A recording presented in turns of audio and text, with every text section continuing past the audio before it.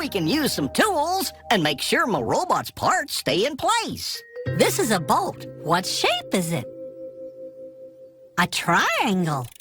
So which shape wrench do we need to tighten the bolt?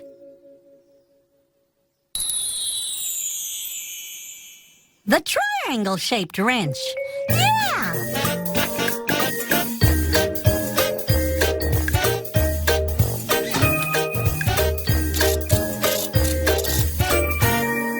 Now, what tool should Goofy use to pound in the pegs so the robot's arms and legs stay in place?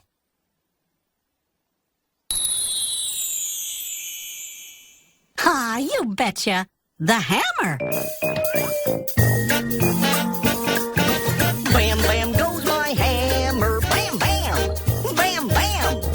Bam, bam goes my hammer. Bam, bam.